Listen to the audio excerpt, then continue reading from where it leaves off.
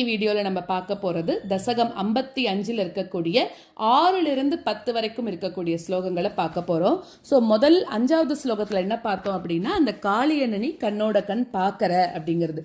இப்போ 6வது ஸ்லோகத்தில் அந்த காளியன் எப்படி இருக்கான்னா, தீ போல ஜொலிக்கக்கூடிய கண்களோடையும் விஷத்தால வெப்பம் வீசக்கூடிய காத்தோடையும் நல்ல அளவற்ற வலிமையோடு இருக்கக்கூடிய ஒன்றை அந்த காளியன் பாம்பை இப்ப கடிச்சுடுறானோ. அப்போ நீ என்ன பண்ற, எந்தவித அசைவும் இல்லாம அந்த இடத்துல நின்றுட்டே இருக்கியாம். அப்ப என்ன பண்றான் காளியன், என்னடா அது நம்ம இவ்வளோ கடிக்கிறோம், நம்மள்ட்ட இருந்து இவ்வளோ விஷம் போறது, ஆனா இவன் ஒண்ணுமே அசையவே மாட்டேங்கிறானே அப்படின்னு பெருமாளோட திருமேனி முழுக்க சுத்திண்டுடுறதான் அப்படியே. அடுத்ததாக யமுனா கரையில் இருக்கக்கூடிய குழந்தைகள் அவெல்லாம் என்ன பண்றான்னா, ஐயோ இந்த பெருமாள் இவ எங்க கண்ணன் எங்கேயோ போயிட்டானே அப்படின்னு உன்னை பார்க்காம வருந்துறாளாம். அந்த மாதிரி பசுக்கள் கூட வருந்துருது. ஏன்னா எல்லாருமே அந்த இடத்துல இருக்கா இல்லையா, பசுக்கள் குழந்தைகள் எல்லாரும் வருத்தப்படுறாளாம். அதே நேரத்துல கோகுலத்துல இங்கே உனக்கு இப்படி ஆகும்போது கோகுலத்திலையும் இதே மாதிரி உனக்கு இங்க ஒன்னு ஆச்சு அப்படின்னா நிறைய தீய சகுனங்கள் அவெல்லாம் அந்த இடத்துல பார்க்கறான். அப்ப எல்லாரும் என்ன பண்றா, யமுனா நதிக்கு பார்க்கறா, என்னமோ ஆகிறது அப்படின்னு சொல்லிட்டு பார்க்கறா. அதாவது ஐயோ இந்த கண்ணன் நமக்காக தானே இதுல இறங்கினான் அப்படின்னு வருத்தப்படுறாளாம். கோகுலத்துல இருந்து அந்த யமுனா கரைக்கு எல்லாரும் இப்ப கண்ணனுக்கு என்ன ஆச்சோன்னு பாக்குறாளாம். அப்போ எல்லாரும் பாக்குறா, இந்த மாதிரி பாம்பு ஒண்ணு சுத்தின்னு இருக்கு. அப்ப எல்லாரும் உன்னோட நிலைமையை பார்த்து ரொம்ப கஷ்டப்படுறாளாம். அப்போ என்ன பண்றா, உனக்காக நாங்க உயிரை விடுறோம் அப்படின்னு நினைக்கிறா. அப்ப நீ என்ன பண்ற, அந்த பாம்பரசனோட பிடியிலிருந்து உன்னை நீ சீக்கிரமா அதுல இருந்து விடுவிச்சுண்டு மேல நீ அப்படியே எழுந்து வர, ரொம்ப சிரிச்சுண்டே அனாயசமா நீ மேல வர அப்படின்னு சொல்றான். அடுத்ததாக நீ என்ன பண்ற, அந்த பாம்பரசனோட படங்கள் மேல ஏறி நின்னுண்டு உன்னோட திருவடிகள் பிரகாசிக்க அதுல போட்டுருந்த சலங்கைகள், பெருமாள் நிறைய ஆபரணங்கள் போட்டுருப்பார் இல்லையா, அந்த சலங்கையோட ஒளிகளோட கூட அப்ப நாட்டியம் ஆடுறாராம். அப்ப காலில் இருக்கக்கூடிய கொலுசு ஒரு பக்கம் அழகா சத்தம் போடுறது, கை வளையல்கள்லாம் கிங்கினி சப்தம், அதாவது கனகனான்னு சப்தம் போட்டுட்டே இருக்கான். ஸோ இந்த சத்தத்தோட நீ அதுல நடனம் ஆடுற அப்படிங்கிறா. ஒரு படங்கள் மேலேயும் திருவடி பதிச்சு பெருமாள் ரொம்ப அழகா நாட்டியம் ஆடுறாராம். சலங்கை ஒலிக்க, கங்கணம் ஒலிப்ப, அதே மாதிரி எல்லா இடத்துலையும் பெருமாள் நாட்டியம் ஆடுறார். அந்த பாம்பு மேல பாம்பை அடக்கி ஒரு படம் மேலேயும் நின்றுட்டு நாட்டியம் ஆடுறார் அப்படிங்கிறது 9வது ஸ்லோகம். 10வது ஸ்லோகத்துல நீ நடனம் பண்ணும்போது அதை பார்த்த இடையர்கள்லாம் ரொம்ப சந்தோஷப்படுறாளாம். முனிவர்களுக்கு ஒரே சந்தோஷமா இருக்கு. இந்திரன் மாதிரி இருக்கக்கூடிய தேவர்கள்லாம் மலர்மாழி பொழியரா. அப்படி இருக்கக்கூடிய நீதான் என்ன தீராத நோயிலிருந்தும் காக்கணும் அப்படின்னு சொல்லி பட்டத்ரி இந்த 10வது ஸ்லோகத்தோட இந்த தசகத்தை பூர்த்தி பண்றார். இப்போ 6லிருந்து 10 வரைக்கும் இருக்கக்கூடிய ஸ்லோகங்களை கத்துக்கலாம். ज्वलदक्षि परिक्षरदुग्र विशश्वसनोष्मभर स महाभुजगः परिदश्य भवन्तमनन्तबलं समवेष्टयद् अस्फुट चेष्टमहो.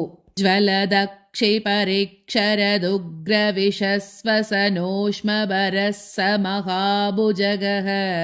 ज्वलदक्षि क्षरदुग्र विशस्वसनोष्मभरः महाभुजगः परिदश्य भवन्तमनन्तबलं समवेष्टयदस्फुटचेष्टमहो. परिदश्य भवन्तमनन्तबलं समवेष्टयदस्फुटचेष्टमहो. ज्वलदक्षि परिक्षरदुग्र विशश्वसनोष्मभरः स महाभुजगः परिदश्य भवन्तमनन्तबलं समवेष्टयदस्फुट चेष्टमहो. ज्वलदक्षि परिक्षरदुग्र विशश्वसनोष्मभरः स महाभुजगः परिदश्य भवन्तमनन्तबलं समवेष्टयदस्फुट चेष्टमहो. अविलोक्य भवन्तमताकुलितो तटगामिनि बालक धेनुगणे व्रजगेह तलेप्य निमित्तशतं समुदीक्ष्य गता यमुनां पशुपाः. अविलोक्य भवन्तमथाकुलितो तटगामिनि बालकधेनुगणे अविलोक्य भवन्तमथाकुलितो तटगामिनि बालकधेनुगणे व्रजगेहतलेप्यनिमित्तशतं समुदीक्ष्य गता यमुनां पशुपाः व्रजगेहतलेप्यनिमित्तशतं समुदीक्ष्य गता यमुनां पशुपाः अविलोक्य भवन्तमथाकुलितो तटगामिनि बालकधेनुगणे व्रजगेहतलेप्यनिमित्तशतं समुदीक्ष्य गता यमुनां पशुपाः अविलोक्य भवन्तमथाकुलितो तटगामिनि बालकधेनुगणे व्रजगेहतलेप्यनिमित्तशतं समुदीक्ष्य गता यमुनां पशुपाः अखिलेषु विभो भवदीयदशाम् अवलोक्य जिहासुषु जीवभरम् पणिबन्धनम् आशु विमुच्य जवाद् उदगम्यत हासजुषा भवता अखिलेषु विभो भवदीयदशामवलोक्य जिहासुषु जीवभरम् अखिलेषु विभो भवदीयदशामवलोक्य जिहासुषु जीवभरम् पणिबन्धनमाशु विमुच्य जवादुदगम्यत हासजुषा भवता पणिबन्धनमाशु विमुच्य